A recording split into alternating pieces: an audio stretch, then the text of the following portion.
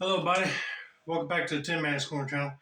I'm your host, Jeffrey Tin Man Taylor, and today I'll be reacting to my final video for this Chill and Scares marathon. And it's titled Six Most Disturbing Forest Encounters Caught on Camera, which I just figured out that this is the third one that he released with this same title. So I'm going to react to the other two in the next marathon. So without further ado, I'm going to turn the lights off, move the camera up here for you guys, and let's get this reaction on the road and in the bag. In January 2015, a group of New Zealand film students were recording outside their school at Auckland's Parnell railway station. The footage you're seeing now was recorded by a student named Chris Muir. For a few minutes, Chris and his friends were messing around and having fun as they filmed.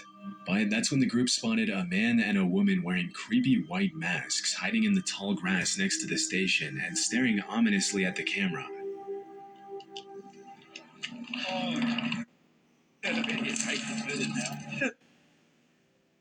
Hey, I'll be spooked if I was pointing the camera that direction and I just saw two people wearing white masks. I'd be like, holy crap.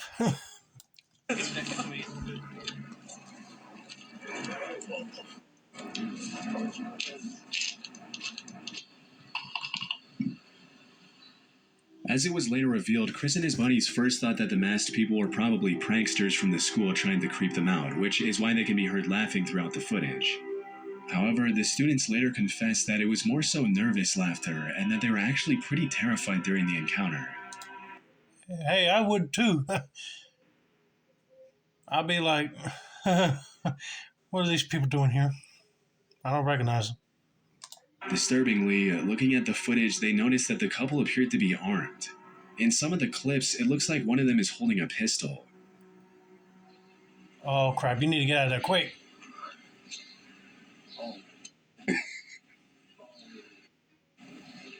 Where's the other one? Where's the other one?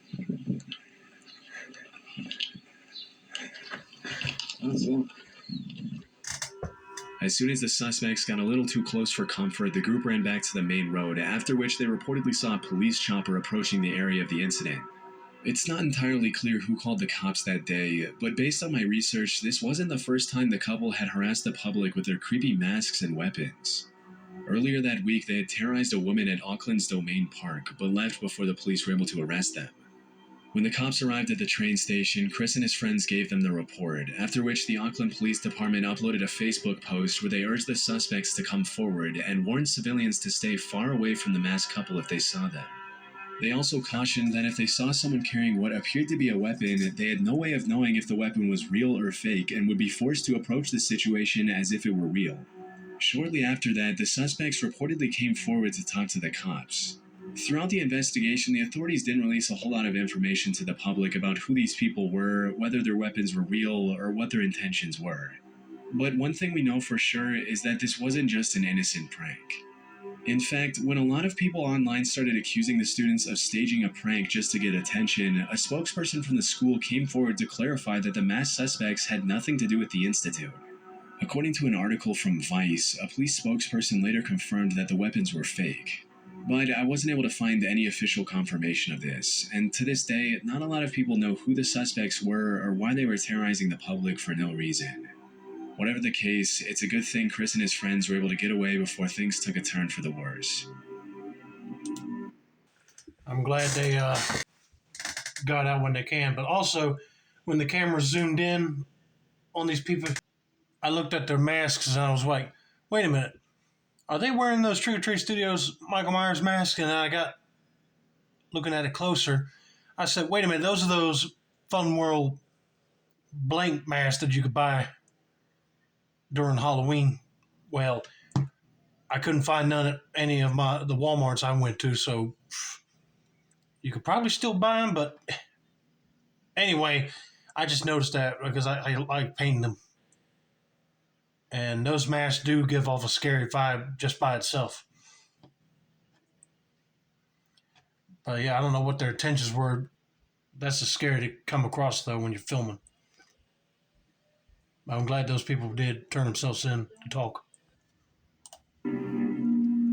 Near the base of Mount Fuji in Japan lies a forest that's known among the locals as the Sea of Trees. Interestingly, the entire forest grew out of a 30 square kilometer patch of hardened lava that was laid down by the last major eruption of Mount Fuji. Really? A little more disturbingly, though, over the years, the Sea of Trees has become known as a place where people go to take their own lives. And if you venture far enough into the forest, it's not uncommon at all to find a body. Near the entrance of the forest, a sign written in Japanese reads, "Quietly think once more about your parents, siblings, and children. Please don't suffer alone, and first reach out." In July 2017, urban explorer and YouTuber Burbax ventured into the forest to see what he'd find, walking his viewers through his entire journey into the Sea of Trees. But even though the video starts out tame enough, just a few minutes into his exploration, the uploader comes across an abandoned bike, and that's when things get a little disturbing. I'm only a few meters away from the road right now, but I've already found an abandoned bike. It's actually a pretty nice bike. Let's take a look at it.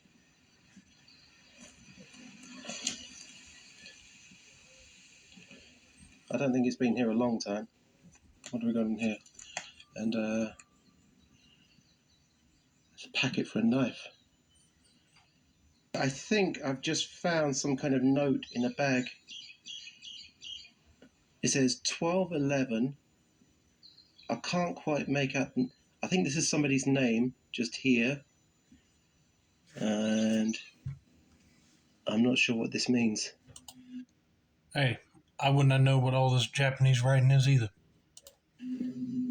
On top of the bike, Burbax finds an empty piece of packaging for a kitchen knife, and a few minutes later, he comes across a note written on a plastic bag. The note translates to 1211 verified, Fuji Yoshida Police Station verified, meaning it's likely evidence of someone who abandoned their stuff to take their own life in the forest, confirmed by the local police station. It's incredibly haunting to think how many lives have been lost in that forest over the years, and even more disturbing to think that any random passerby could easily find the body while exploring the terrain. Over the years, the Japanese government has implemented several measures, such as placing security cameras near the entrance to track those who walk inside, as well as training volunteers to talk to the visitors who are thinking of taking their lives. Still, this hasn't stopped people from following through with it, and the fact that the media has really played a big part in sensationalizing the forest in recent years hasn't helped either. Yeah, that's another thing too, because people that are like down on their luck, sad, depressed, and they watch this on the media and be like, "Oh, I can go there and self-delete myself," which that ain't always the case. And like they said, them signs are out there saying you feel depressed or anything, call that number to help. In early 2023, a man named David Meredith was taking his usual evening stroll through his neighborhood in Red Deer, Canada, when he suddenly saw a bull moose eating next to a tree. Hoping to catch a better glimpse, he hid behind the tree to watch. And that's when the moose turned around and started charging at him. To understand how incredibly dangerous this is, keep in mind that an adult male moose can run faster than 35 miles per hour, which is almost twice as fast as the max speed for the average human male. Even though moose aren't generally aggressive, they can easily trample and kill a human if they feel threatened, which is probably what happened here. Fearing for his life, David hoisted himself up the tree next to him to avoid getting stabbed by the moose's antlers. There you go. But me, I can't climb trees anymore, so I'll be like running to get in my car and get out of there, away from that moose. I'll be like, "Sorry, moose, I'm not trying to disturb what you're doing. I'm not here to threaten you." He just ran me up a tree. Oh, now that moose is coming back.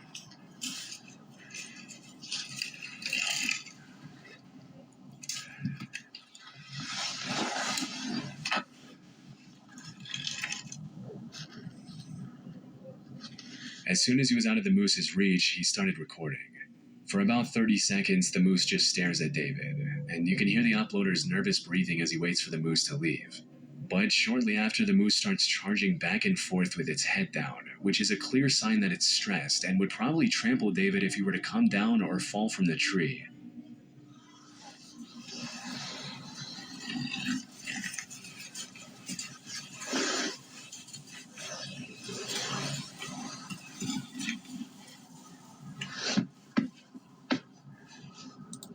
I'll be like, good lordy, Moose. That man ain't doing nothing to you. He just wanted to see what you were doing. Based on what he mentioned to the news station that interviewed him a couple of days later, David stayed in the tree for over 10 minutes waiting for the moose to leave him alone. When asked how he climbed up the tree, he demonstrated how he pulled himself up by a flimsy-looking branch, which is honestly one of the most concerning parts of this whole situation. That branch breaks, and David would have been at the mercy of a very angry moose and might not have lived to tell the tale.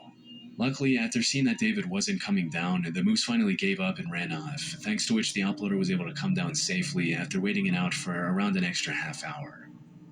Yeah, when that moose just stops taunting me and decides to go, that's when I'm getting down and going. I'm not looking back because I'll be afraid of that moose just decided to come right back to see if I came down the tree yet. No, I'll be bolting, get in my car and get out of there. In February 2018, a man named Greg Harris uploaded a GoPro video of himself riding his ATV on an unnamed trail. For the first few seconds, the footage shows pretty much exactly what you'd expect from this kind of upload. But in the blink of an eye, something extremely disturbing interrupts Greg's ATV ride. What?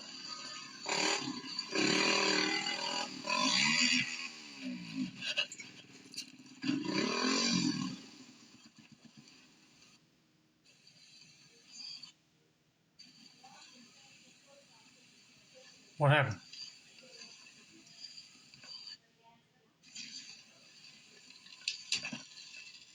If you didn't catch it, someone had set up a metal wire between the two trees, which got caught in the uploader's helmet and forced him to stop. It's pretty disturbing to think that if Greg hadn't been so lucky, he could have been decapitated by the wire. Yeah, he is looking. I didn't even know what he was stopping for. I thought it was a snake or something that spooked him, but when he said it was a wire, I said, why would somebody do that? Unless they're trying to keep people off them trails, but that ain't the way to go, bud. You could put a sign up. Fortunately, as mentioned in the video description, his speed, along with the wire hitting his helmet instead of his neck, caused it to break as he passed through it. It might seem shocking that anyone would even think of doing something as incredibly evil as setting up a lethal booby trap in the middle of an ATV trail, but sadly, it's actually pretty common in the dirt bike and ATV community. Sometimes these wires are set up by people trying to keep bikers off their property. Others are set up by psychos who get irritated by the noise and decide to use violence to fix the issue. And the rest are set up by people who are just messed up in the head and want to bring harm to others for no reason. In this case, it's impossible to tell who was responsible for setting up the trap. This is just one of those videos where if the wire was set up just slightly lower, the accident could have easily been fatal. Luckily, he was able to walk away with minimal injuries, and he used his video as a way to warn others to watch out for these kinds of traps, especially when riding through trees. Yeah, he was lucky that thing won't lower down further near his neck when he went through. But yeah, like you said, it has to be people that are like mad that these people are going through these trails making a lot of noise and they just get tired of it. They want to set up some traps, or either just regular like neighbors trying to keep people off their property, or just sick people in the head that just want to see people get killed on these trails. You know, there's a bunch of messed up people in this world nowadays to do things like this. Back in the summer of 2014, a man named Chris was biking in the mountains near Fernie, British Columbia, when he suddenly noticed what appeared to be an animal approaching him in the tall grass. Immediately, he realized it was a mountain lion, and that's when he started recording. Oh, I crap. can see it. But there's a mountain lion. He's crouching in the grass. He's actually coming towards me. Oh, get out of there. At first, it's kind of hard to see where exactly the animal is, but as Chris walks towards the trail, you can see I him can emerging see from him the now right grass here. coming closer. That is a mountain lion. And he's stalking me. Even though mountain lion sightings are rare, they have been known to attack people in certain situations. And let's just say, if you see one stalking you in the tall grass, slowly approaching as it stares you down, you can be pretty certain that you're in danger. Yeah. About 2 minutes into the footage, the lion starts walking a little faster, and Chris does the one thing you never do with a mountain lion by turning his back and starting to run.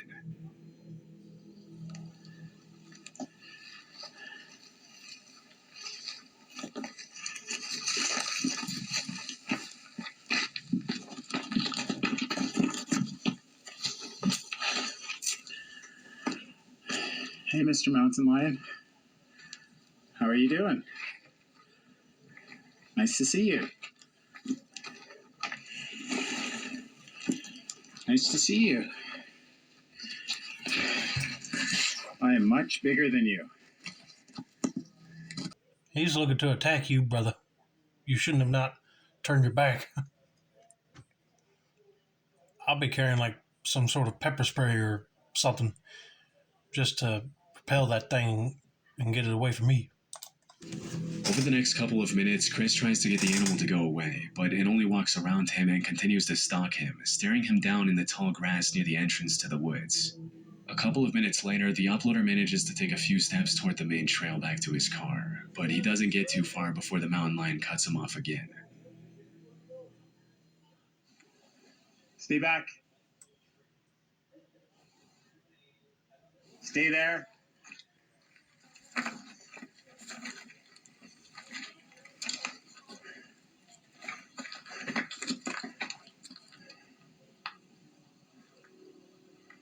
I'm not afraid of you. Fortunately, after a few moments of tension, the mountain lion turns around and disappears into the trees. Being in a position like that has to be downright terrifying, especially when you consider that the only reason the lion didn't attack was because it didn't want to. And had it felt more threatened, it easily could have done some serious damage. Thankfully, it was just a close call, and Chris was able to walk away from the terrifying encounter unharmed. Yeah, them mountain lions ain't no joke. I seen a video where a guy was being scared away by one, and it kept on clapping its paws together, trying to scare him away until he finally picked up some rocks and threw it near its face, which I don't know if I would recommend doing that because that might not always work. It might end up getting more angry and just pounce right on you. My heart would be racing if it just decides to just go ahead and turn away and be like, wow, that was a close call. In March 2019, a 5-year-old girl from Fairlawn, New Jersey was playing with her friends near a creek in a wooded area behind their home right off Route 208. This was an area the family knew very well, as they'd been living there for 13 years, and the girl's father, Dave Carota, and his wife felt completely safe letting their kid play in the woods behind their house. But at some point during that particular afternoon, the girl came across a pile of clothing in the woods, after which she immediately ran back to tell her dad what she had found. Strangely, the clothes appeared to have been cut off a person's body, and there were suspicious red stains all over the tattered, shredded outfit. Oh, that's probably dried blood. Call the police. Don't touch it any further. After confirming the bundle consisted only of women's clothing, Dave called the Bergen County Sheriff's Office and reported the incident, feeling like it was just too out of the ordinary for a random pile of cut-up clothes to appear near the entrance of the woods so close to his home. Even though this was the first time their daughter saw the clothes, it appeared they had been in the woods for several months, which explains some of the excessive wear and tear, but not the suspicious cuts and stains all over the outfit. Immediately, Fairlawn police started asking the public if they could identify the clothes, hoping that it was just a prank rather than something more sinister. Unfortunately, nobody came forward, and until the clothes can be linked to some sort of crime or to a victim, they can't be accepted for testing by the police department. To this day, the cops from the Fairlawn Police Department haven't been able to match the clothing to anyone in particular. And at this point, all we can do is hope that whoever those clothes belonged to did not come to the harrowing fate that the dark reddish stains imply. Are you kidding me? You mean to tell me that all that scientific equipment that police and crime labs have can't figure out if that was real blood or not? I mean, I would check to see if it has some DNA on it. If it's blood, then they can like trace it back to see if it matched up with any missing person or anything. But I hope they do solve this case right here, because if it was a prank, that's just a sick prank to pull on somebody.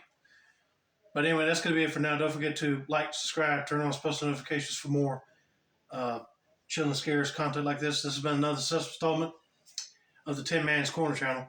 I'm your host, Jeffrey Tin Man Taylor, and I said that's a wrap, and have a nice day.